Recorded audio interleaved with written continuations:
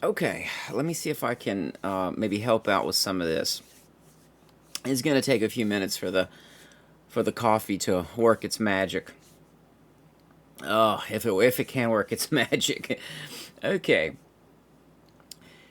one of the problems I had in the past when modding Fallout 4 was the crashes I had trying to determine what mod caused what, where a conflict occurred, um,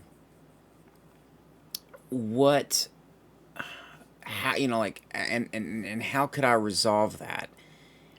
Given the nature of it, I mean, some of the mods are really amazing, and some of it is hacked in.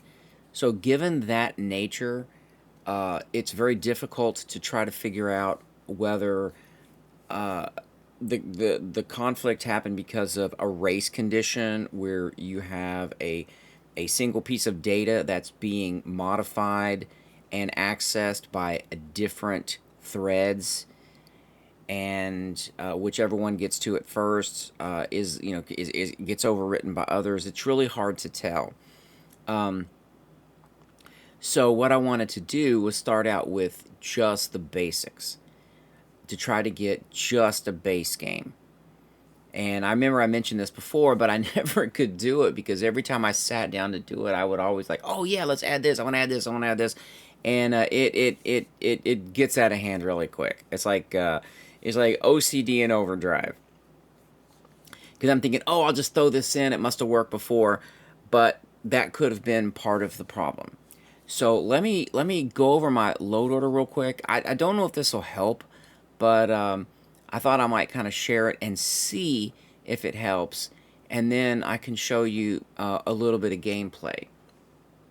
Okay, so I only have at this point, and this is about done.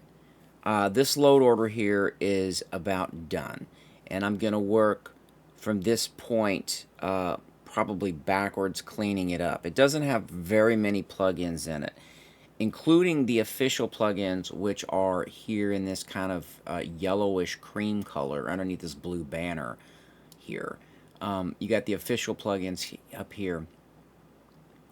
Between, if you take the 162 and you subtract 152 and you subtract the officials and the Creation Club, which I couldn't take out because apparently the unofficial patch included them in it. I didn't really want to include them, even though they're ESL flagged and they don't count towards anything in my load order. I just didn't want them in there. I didn't think I was going to use them. A lot of things are Enclave. I don't have anything against the Enclave. It's just I figured the less the better to start out with.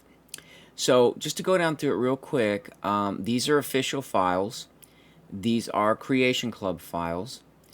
This is the unofficial patch, and this is the community patch.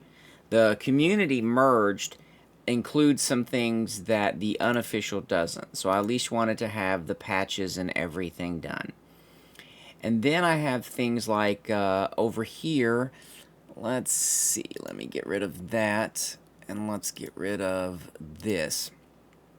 Okay, so then I have all of my DLLs, and the things that are flagged in orange are the things that could not be loaded by F4SE. And one of the things, and of course, there's Power Grids tool. That one needs to be updated for the NG version, and this is the survival status widget. That one will need to be updated.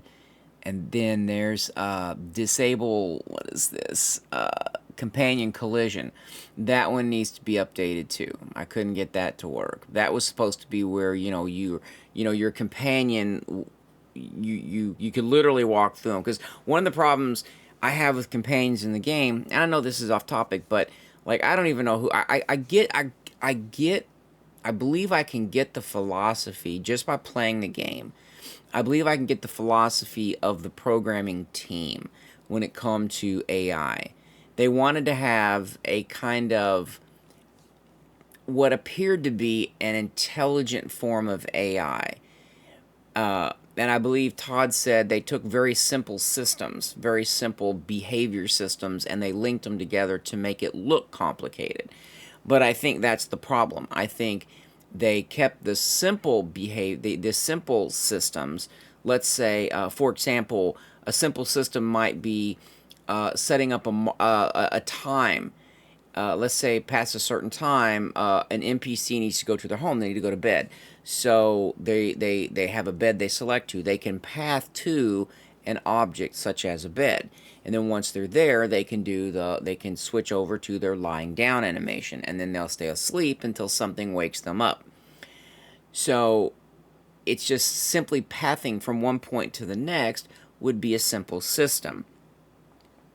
And then they combine these to create what looks like very complicated behavior.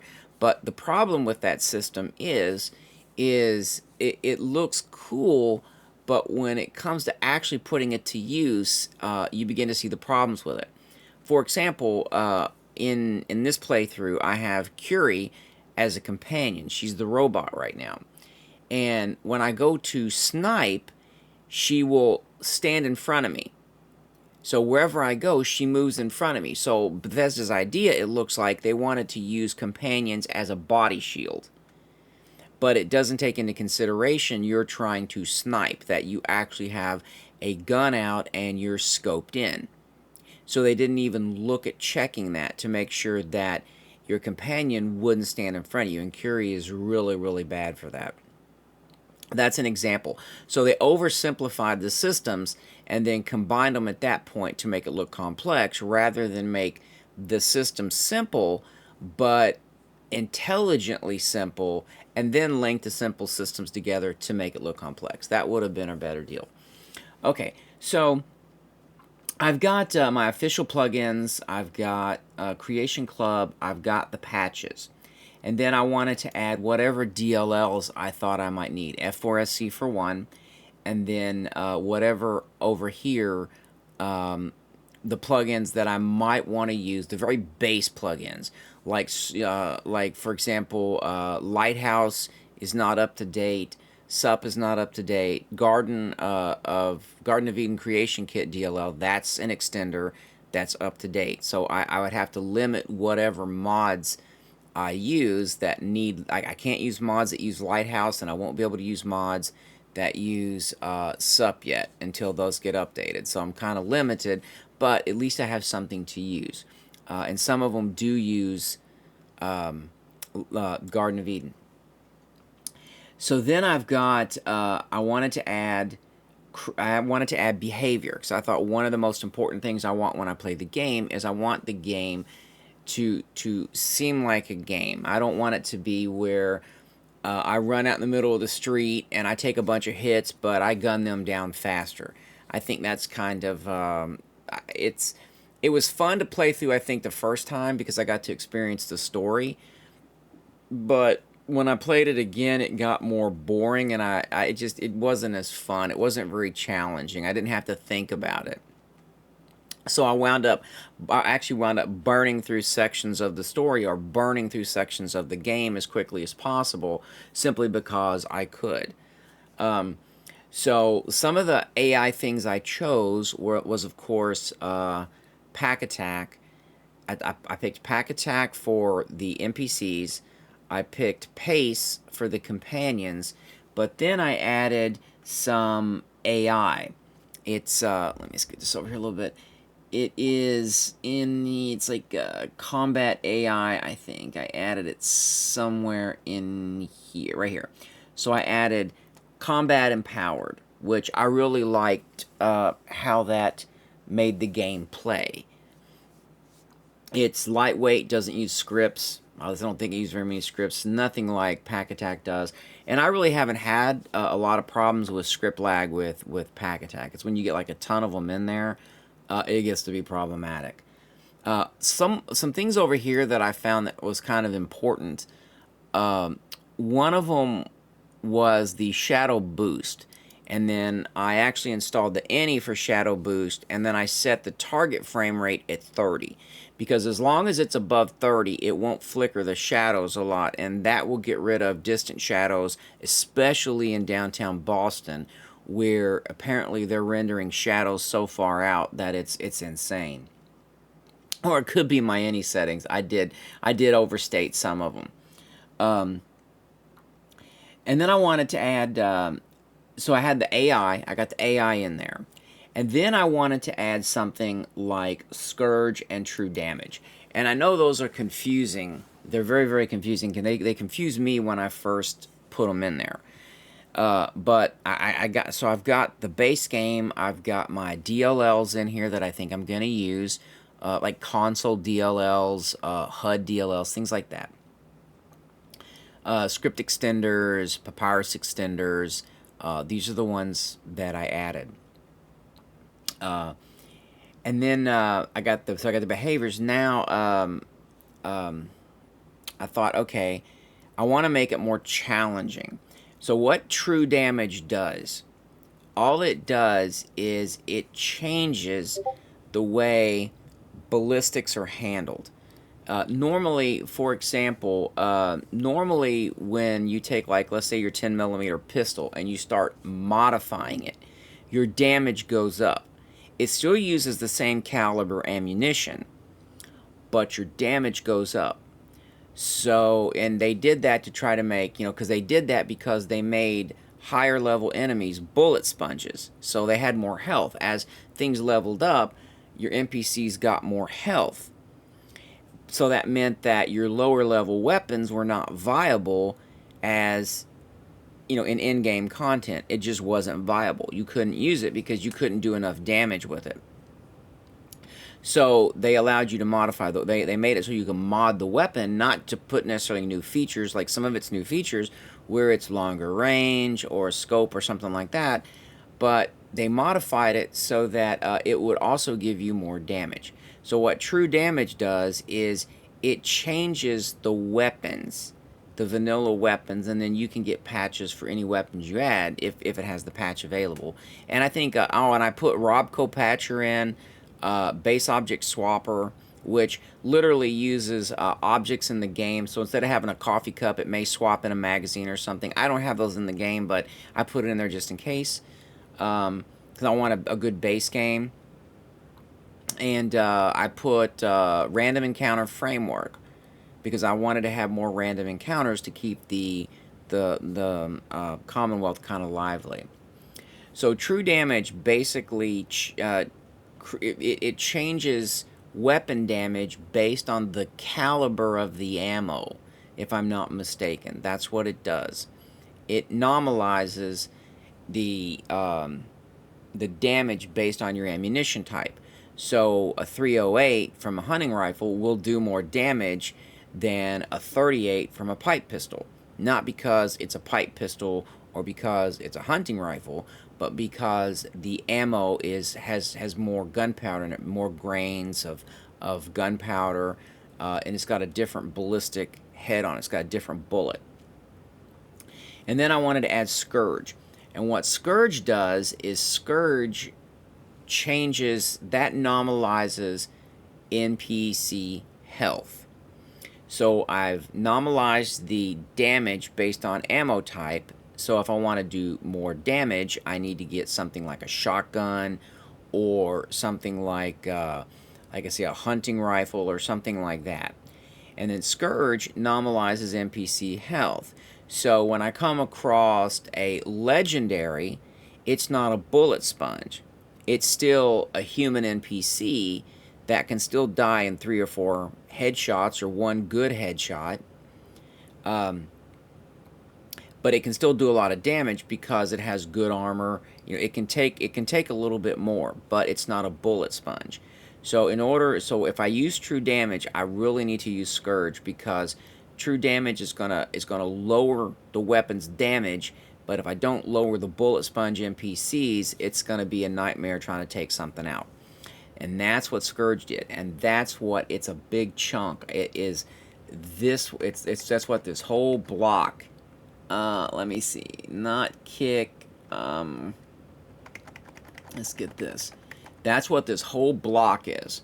True Damage and Scourge. That's all of that. So that's one of the things I wanted to put in there. The next thing I wanted to focus on was graphics. So in order to improve performance, I needed performance-minded graphics. And give me a sec. Let me grab some coffee real quick.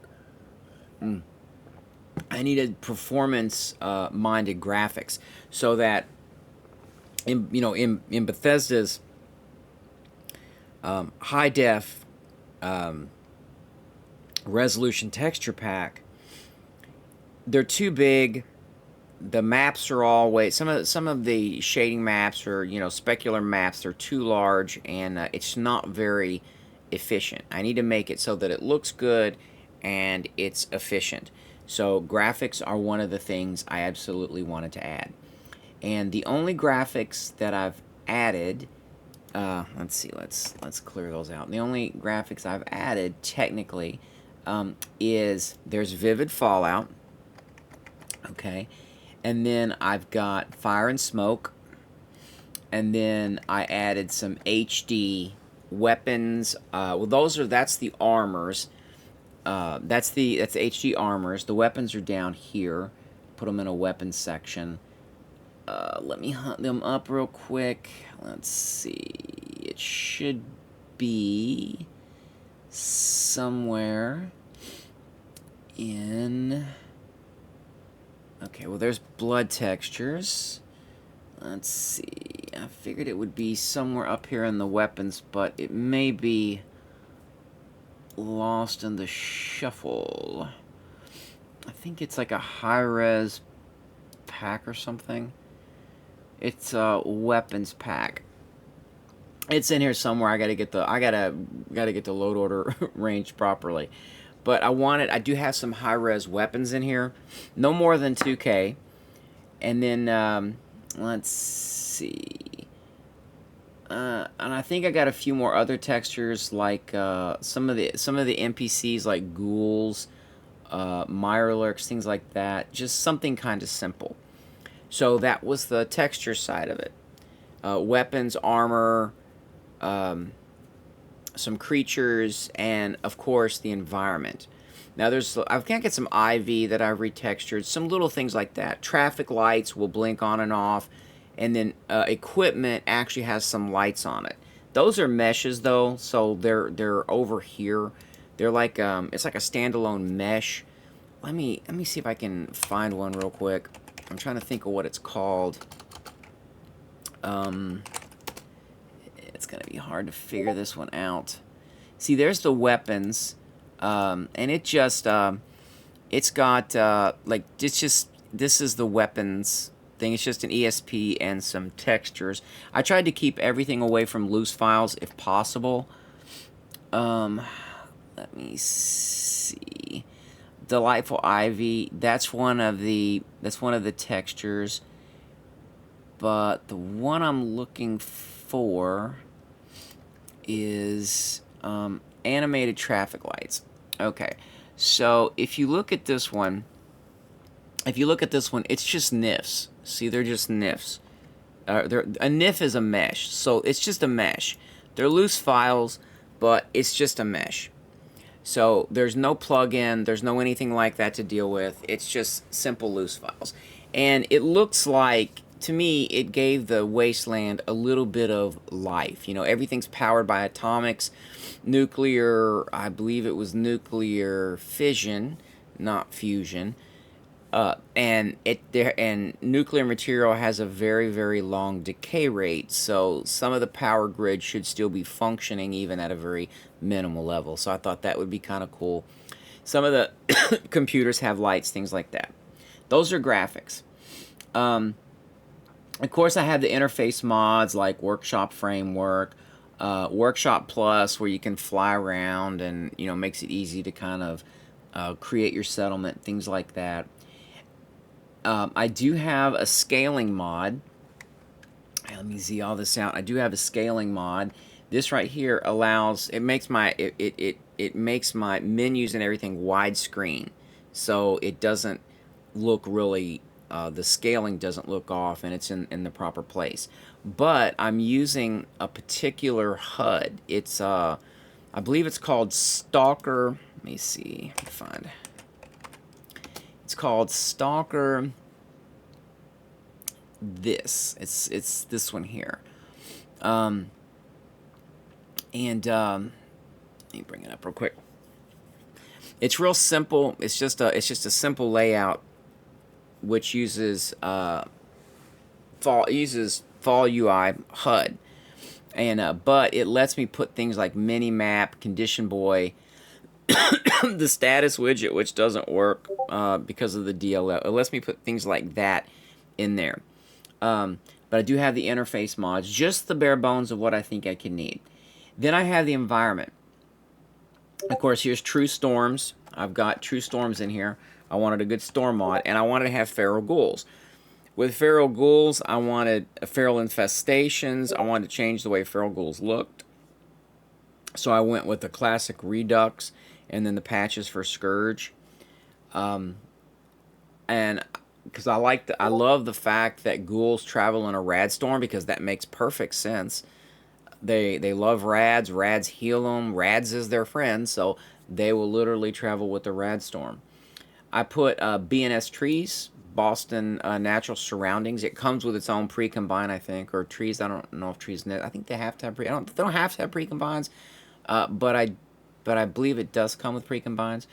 I added grass. I figured that nobody cuts grass anymore and everything's just going to run amok. However, part of the problem with Bethesda meshes is, from what I understand, the grass is part of the mesh of an object, so, or the mesh of the ground or something, and wherever they build things like foundations, it doesn't respect nav cutting. So you have navigational cutting in a nav map for objects, but you also don't have it for foundations. That would have made sense to block out grass generation. So I've got the trees, the grass, and Velt just changes the way that it looks. True Grass is the one that does all the grass stuff. I added car varieties. Let's see. Car varieties. Caves. I haven't really gotten it. Caves of the Commonwealth is kind of neat. And that's, I think, about it as far as a landscape goes. Like I've got like No More Fake Puddles keeps those puddles in Concord from shining, because it really looks odd. It doesn't look like just a little wet spot. Wet actually changes. Let me do it like this. That changes the way water looks. Water looks more like water. I added some settlement stuff in to like to raise. I added raise my settlements. It doesn't, for some reason, with rebuild AIO, when I went to raise Red Rocket to the ground, it actually did some weird thing to the roof. It wiped the clipping out on the roof. So and like the roof literally disappeared. So I don't think it quite plays great with it, but that's fine, because Red Rocket is small enough to where I could literally nuke all the stuff myself, and then use RAIO, or use rebuild all-in-one to rebuild it. I do have Eyes of Beauty in here, body type, Eyes of Beauty, hairdo, and then of course that's the ghoul race, which makes the ghouls look different. And of course that's part of the graphics. I wanted to lower weapons, so in first person, whenever I'm running, there was a couple lower mods, lower weapons mods. One of them used NIFs. This one actually just, I guess, looks at the weapon and says, oh, it's a rifle, so I'm going to lower it into a rifle animation. And it works with pretty much every gun I've ever used. I wanted a different Pip-Boy. I like the way that the, I think, 76 Pip-Boy looks, which is here. I like the way that looks. And then, of course, here's the creatures. I added Life Finds a Way, which is up at the top. And then, but I didn't want boom bugs in Vault 101, because trying to get out of there with boom bugs was impossible. I added FGEP, which is the Feral Ghoul expansion pack. And then I've got Combat Stalkers, which is an SKK mod, which gives, they'll actually hunt you down. And you could have anything from drug dealers to psychos, and that's what they're labeled, like drug dealer, drug addict, psycho. But I set it up to only give me creatures like ghouls, because I figured ghouls would be actively, because there's a lot of people in a city when it gets nuked, so I figured there'd be a lot of ghouls. This corpse thing is pretty cool. This one is really neat. This right here, when you kill something, it not only does it glow, but it'll put ammo on the body that is used by the weapon you have equipped, or what you shot it with. So if I shoot something with, let's say, a hunting rifle, I can go to that body and it will have hunting rifle ammo on it. And I like that concept because it reminded me a little bit of Halo. I remember playing Halo Combat Evolved, and what made that game so fun is that you can literally get into a firefight, but you don't have to worry about like trying to run around all over the place in circles trying to save ammo. You just use your ammo when something drops. You grab its weapon, it's got ammo in it, and then you use that, and it lets you go in a firefight from point to point. Faction reinforcements is really nice. I love some of the faction. This adds NPCs to back up factions. One of the things it did, it added a raider in a mech suit. He didn't even have. It looked like the mech suit looked something out of like Avatar. It was really cool. He moved really slow, and he was armored. He was armored in the front, but the back wasn't armored. So I did more damage with a 308 in the back when he was walking away, as opposed to taking him head on. Then this adds infestations, so it'll give me a note that there's a feral infestation at a random location. If I don't, it'll start building in number, and if I don't go clean it out, then once it reaches a certain limit, it'll attack a settlement. And you can set it. It's pretty cool. You can set it up so that it can kill settlers. It can kill innocent people. Like one time, they got cut loose in Diamond City, and they wiped everybody out pretty much. I have the Institute of Technology Overhaul, because I love the new weapons and all of the things that adds. Courser Crusher it makes coursers. It's going to be harder to kill coursers. I haven't seen one yet. So those are NPC stuff. Of course, here's Pack Attack for companions, and then I have there's the Combat AI.